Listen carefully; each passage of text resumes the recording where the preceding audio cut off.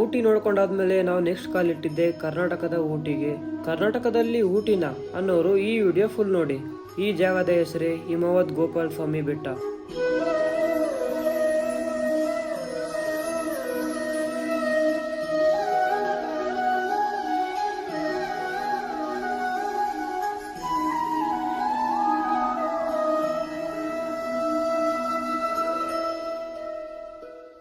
Hi, ಎಲ್ರಿಗೂ ನಮಸ್ಕಾರ. ಮತ್ತೊಂದು ವಿಡಿಯೋಗೆ ಸ್ವಾಗತ. ಈ ವಿಡಿಯೋದಲ್ಲಿ ನಿಮಗೆ ಗೋಪಾಲ ಸ್ವಾಮಿ ಬೆಟ್ಟನ ತೋರಿಸ್ತೀನಿ. ಈ ಗೋಪಾಲ ಸ್ವಾಮಿ ಬೆಟ್ಟನ ಕರ್ನಾಟಕದ ಕಾಶ್ಮೀರ, ಕರ್ನಾಟಕದ ಹಿಮಾಲಯ ಅಂತಲೇ ಕರೀತಾರೆ. ಬೈಕ್ ಪಾರ್ಕ್ ಮಾಡಿ ಅಪ್ ಅಂಡ್ ಡೌನ್ ಟಿಕೆಟ್ ತಗೊಂಡು KSRTC ಬಸ್ನಿಂದ ಮೇಲೆ ದೇವಸ್ಥಾನಕ್ಕೆ ರೀಚ್ ಆದ್ವಿ. ಯಾಕೆ ಬಸ್ಸಲ್ಲಿ ಅಂದ್ರೆ ಇಲ್ಲಿ ಯಾವುದೇ ರೀತಿ ಬೈಕ್ ಆಗ್ಲಿ ಕಾರ್ ಆಗ್ಲಿ ಮೇಲೆ ಅಲೌಡ್ ಇಲ್ಲ.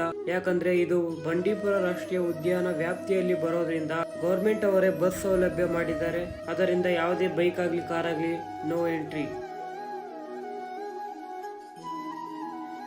ಮೇಲೆ ರೀಚ್ ಆದ್ಮೇಲೆ ಫುಲ್ ಹಿಮ ಆವರಿಸ್ಕೊಂಡಿತ್ತು. ಕರೆಕ್ಟ್ ಟೈಮ್ಗೆ ತುಂತುರು ಮಳೆ ಬರಕ್ ಸ್ಟಾರ್ಟ್ ಆಯ್ತು. ಮಳೆ ಬಂದ್ಬಿಡ್ತಲ್ಲೋ.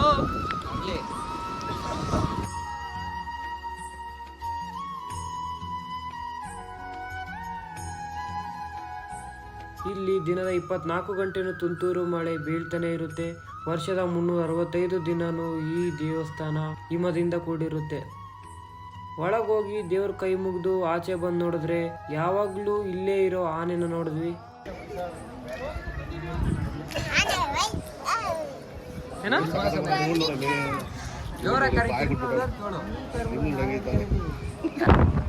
ದರ್ಶನ ಮುಗೀತು.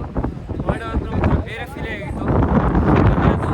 ಬೇರೆ ವೈಬೇ ಸಿಗುತ್ತೆ ಇಲ್ಲಿ.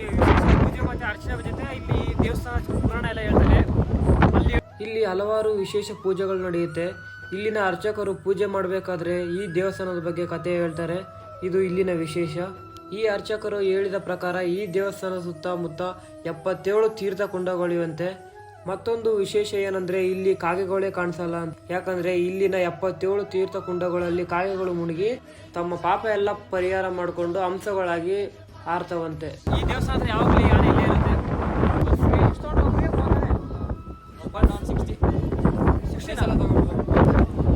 ಒಬ್ಬರಿಗೆ 60 ರೂಪಾಯಿ ಅಮೌಂಟ್ ಸೇರಿಸಿ ಈಗ ಪ್ರಸಾದ ಬಂದು ಮತ್ತೆ ಈ ದೇವಸ್ಥಾನ ಬಗ್ಗೆ ಹೇಳ್ತೀನಿ. ನೀವು ರಥ ಸಾಗೋದನ್ನ ಹಗ್ಗ ಅಥವಾ ಕಬ್ಬಿಣದ ಚೈನಿಂದ ಕಟ್ಟಿ ಎಳೆಯೋದನ್ನ ನೋಡಿರ್ತೀರ. ಆದ್ರೆ ಇಲ್ಲಿ ಈ ದೇವಸ್ಥಾನದ ರಥನ ಇಲ್ಲೇ ಸುತ್ತಮುತ್ತ ಬೆಳೆಯೋ ಬಳ್ಳಿಯಿಂದ ಕಟ್ಟಿ ಇಲ್ಲಿರೋ ರಥನ ಎಳಿತಾರಂತೆ. ಇದು ಇಲ್ಲಿರೋ ಪವರ್ಫುಲ್ ದೇವರ ಮಹಿಮೆ ಅನ್ಬೋದು.